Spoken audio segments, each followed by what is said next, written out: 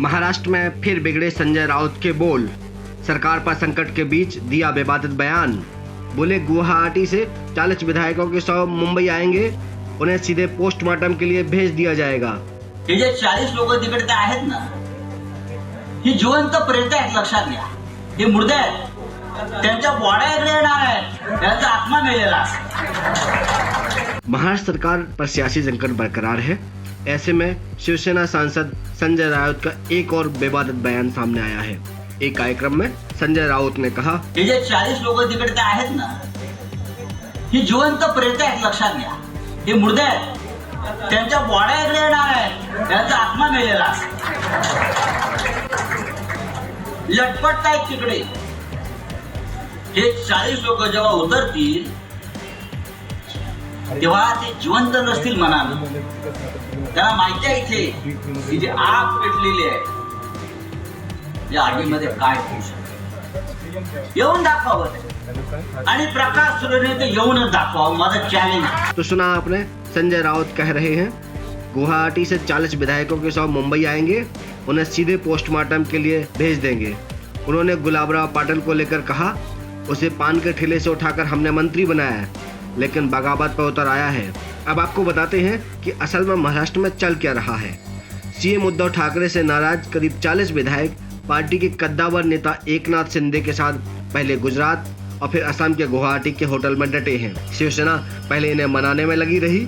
जब विधायक वापस नहीं लौटे तो शिवसेना ने विधायकों को धमकाना शुरू कर दिया है। धमकाने का ठेका संजय राउत ने लिया है।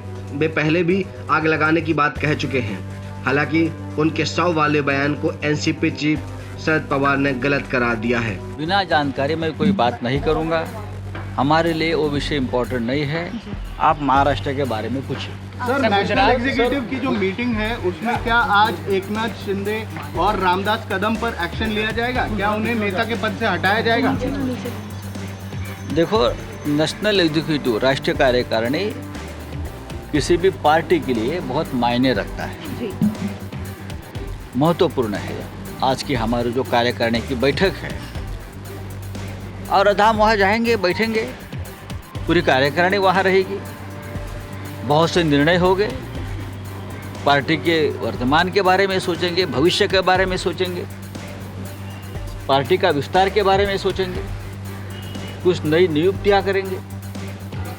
ये पार्टी बहुत बड़ी है, राज्य में और देश में इस पार्टी को बनाने में हमने खून पसीना बहाया है। बाला साहेब ठाकरे जी हो, उद्धव ठाकरे जी हो, सभी कार्यकर्ता हो, तो ये पार्टी इतनी आसानी से कोई हाईजैक नहीं कर सकता, सोच भी नहीं सकता। ये पार्टी हमारे खून से बनी हुई पार्टी है। सैकड़ों लोगों ने बलिदान दिया इस पार्टी के लिए। सिर्फ पैसा है किसी के पास और पैसे की बल पर कोई पार्टी खरीद नहीं सकता। तो राष्ट्रीय कार्यकारिणी में ये सब बातों पर चर्चा होगी, बहुत ही विधायक निर्णय होंगे। जो संकट है मौजूदा और उसको हम संकट नहीं मानते, वो हमारे लिए बहुत बड़ा मौका है पार्टी विस्तार का। जो भी हुआ उस बारे में ज़रूर सोचेंगे और हमारे पास क्या है, कौन सी ताकत है, मुझे मालूम है। और जो बगावत पे उतर आए हैं वो अपने विधायक की बचाए।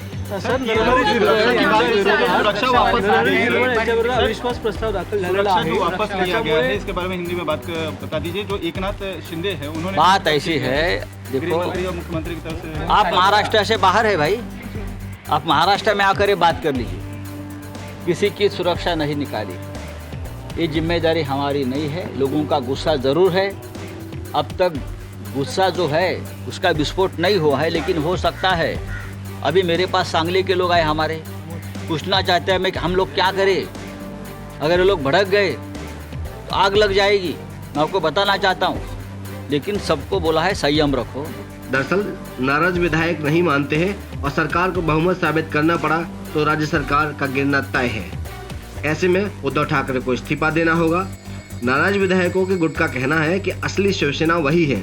इस पर भी संजय राउत ने एक बयान दिया, सुनिए इसे। एक ट्वीट किया है जिसमें वो शिव सैनिकों को कह रहे हैं कि भरोसा रखिए, हम शिवसेना को बचाने की कोशिश कर रहे हैं। भरोसा जो है वो उद्धव ठाकरे जी के नेतृत्व में जो शिवसेना है उसका ऊपर लोग रखेंगे। जैसे कल उद्धव जी ने कहा कि आपने जो लोग बाहर गए हैं वो शिवसेना नाम का इस्तेमाल न करें और अपना बाप का नाम का इस्तेमाल करो और वोट मांगे। आप बाला साहब ठाकरे जी का फोटो लगाएंगे, हम बाला साहब के भक्त है बोलेंगे। बाला साहब ठाकरे के भक्त इस तरह से पीठ में खंजर नहीं घुसते। जो होना है होने दो, जो करना है करने दो। मुंबई में तो आना पड़ेगा ना, वहाँ बैठ कर के हमको सलाह और मार्गदर्शन कर दो। शिवसैनिक जमीन पर है, हजारों लाखों शिवसैनिक, हमारे एक इशारा का इंतजार है बस। लेकिन हमने अभी भी संयम रखा है। संजय राउत के बयान के बाद एकनाथ शिंदे ने विधायकों के परिवार की सुरक्षा पर चिंता जताई। उन्होंने किसी भी अनहोनी के लिए राज्य सरकार को जिम्मेदार बताया। इसके बाद राज्यपाल ने बागी विधायकों के परिजनों की सुरक्षा के लिए डीजीपी को पत्र लिखा। इधर एकनाथ शिंदे के साथ गए शिवसेना के 15 बागी विधायकों को केंद्र सरकार ने Y+ सुरक्षा दी है। अब इन्हें CRPF की सिक्योरिटी मुहैया कराई गई है। इन विधायकों के घरों पर CRPF तैनात कर दी गई है। इस मामले में अब आपको बताते हैं कि महाराष्ट्र में आगे क्या होगा। विधायकों के परिवारों को सुरक्षा मिल गई, लेकिन शिवसेना के 16 विधायकों पर सदस्यता का खतरा मंडरा रहा है। ऐसे में महाराष्ट्र की लड़ाई अब सुप्रीम कोर्ट जाएगी। 16 बागी विधायक डिप्टी स्पीकर के नोटिस के खिलाफ शीर्ष अदालत में अर्जी लगाएंगे। दूसरा, राज्यपाल भगत सिंह कोश्यारी को अस्पताल से छुट्टी मिल गई है। ऐसे में भाजपा राज्यपाल से सरकार को बहुमत साबित करने के लिए कह सकती है। अगर सरकार गिरती है तो संभव है भाजपा सत्ता हथियाने की भी कोशिश करे।